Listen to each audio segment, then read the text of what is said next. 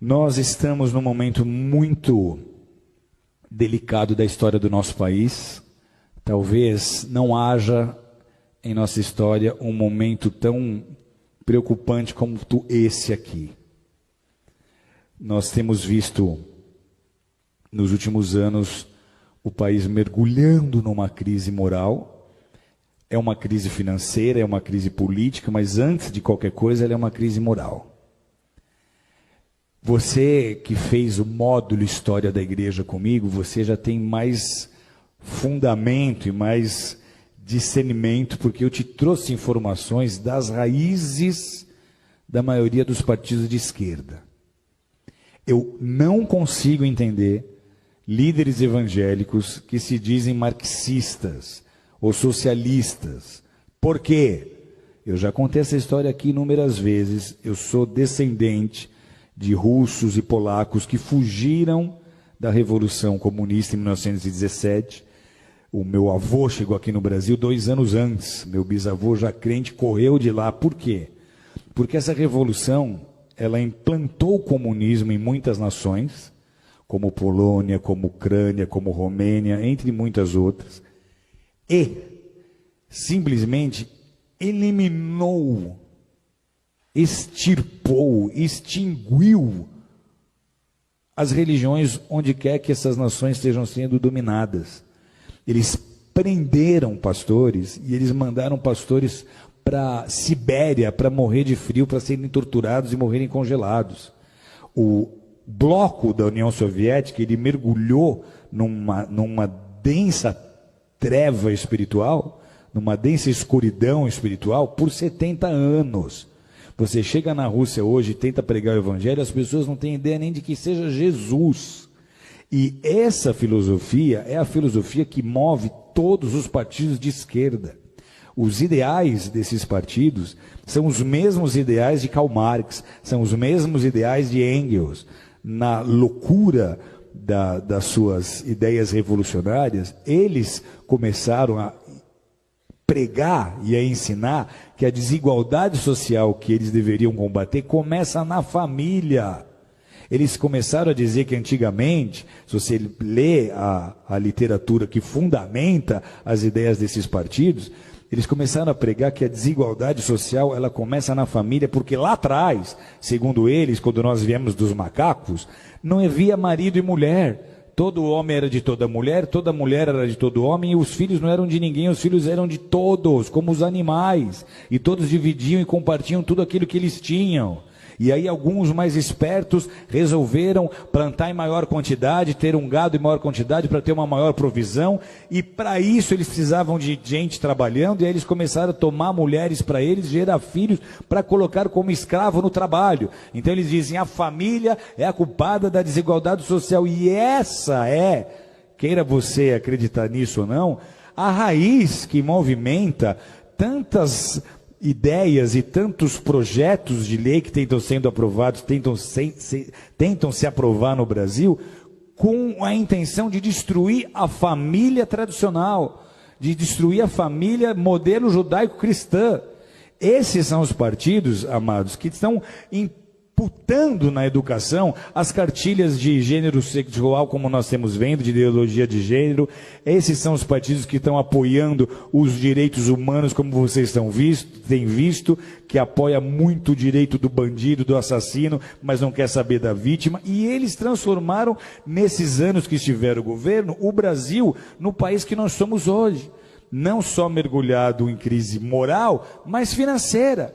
E por que é importante nós nos posicionarmos agora? Porque de tudo que você já viu, que já veio à tona do que eles fizeram nesses 13 anos, que só comprovou um desgoverno. Porque o compromisso desse bloco não é com a nação brasileira. Eles nem usam a bandeira do Brasil, eles usam bandeiras vermelhas. Por quê? Porque lá em 81, o nosso ex-presidente Lula se juntou com Fidel Castro, eles formaram o Foro de São Paulo. O Foro de São Paulo tinha o ideal, lá em 81, de transformar todas as nações da América Latina em nações socialistas, em nações comunistas, e eles conseguiram, então, unir essas nações e edificar uma espécie de União Soviética na América Latina. Parecia uma ideia utópica, só que olha a que ponto eles chegaram. Então, para esses grupos e para essas lideranças, o objetivo é transformar o Brasil em parte de um Estado maior, essa América Latina comunista. Eles querem que em todas as nações da nossa América do Sul, da nossa América Central, ocorra o que está acontecendo hoje na Venezuela. E esse seria o caminho se nós não tivéssemos vivido as interrupções que nós vivemos. Por que é um desgoverno? Porque os nossos presidentes passados não governaram com o interesse de beneficiar o Brasil, mas eles usaram dos nossos próprios recursos para construir porto em Cuba, para ajudar países na Bolívia, para ajudar países que têm a mesma mentalidade que eles. Então, se nós permitirmos que um partido qualquer de esquerda, com essa mente e com esse coração, suba ao poder mais uma vez, o Brasil não vai resistir. Vocês estão entendendo o que eu estou dizendo? O Brasil não vai aguentar. Financeiramente vira caos. Vira caos, porque a economia para estar ativa, ela depende de investimento externo. Os investidores não vão botar dinheiro num país em que eles não têm confiança, ok? Então, se sobe um líder de um partido desses e ele tenta botar um bom ministro da Fazenda para tentar convencer os investidores de que tudo vai dar certo, isso não vai funcionar. Vocês estão entendendo ou não? Então, vira caos. A grande preocupação qual é? Se esse governo agora, essas eleições agora, sobe um partido como esse, a crise que nós estamos vivendo, ela é tão séria que a gente teme de verdade até uma revolução. Porque vai ser muito fácil as pessoas do centro, oeste, sul e sudeste não aceitarem esse governo. Vai ser muito fácil nós começarmos a ver manifestações políticas sérias. Vai ser muito fácil a população começar a exigir uma intervenção militar. Uma intervenção militar era um assunto nem cogitado em rodas de bar há 2, 3 anos atrás, mas hoje está se tornando um assunto em pauta, porque se nada acontecer, amados, alguém aqui conhece alguém que morou na Venezuela, que veio da Venezuela? A Venezuela, até muito pouco tempo atrás, era um país próspero. Eles têm petróleo. Sabe o que falta hoje na Venezuela? Falta papel higiênico. Sabe o que aconteceu há 4 anos atrás? Eu estou numa sauna, no Vale Nevado, conversando com um venezuelano que tinha ido esquiar. E ele conta, a Venezuela está faltando papel higiênico. Isso há 4, 5 anos atrás. E eu falo, mas como é que começou isso? Ele fala, começou como está acontecendo com o Brasil. Começou trazendo médicos de Cuba. Então, tudo que eles fizeram na Venezuela, eles iam tentar fazer no Brasil.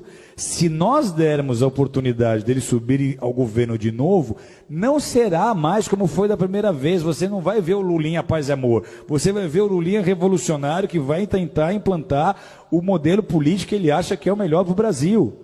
Sabe o que acontece com a igreja num cenário como esse? Tem ideia ou não? Primeiro, os nossos valores já estão sendo desprezados. Nós, para eles, somos o ópio do povo. Eles não veem valor naquilo que nós fazemos. O marxista raiz, ele é ateu. O evangelho para ele não significa nada. Ok? Então, para a igreja, esse é o pior cenário possível. Deus está no controle, sempre esteve e sempre estará.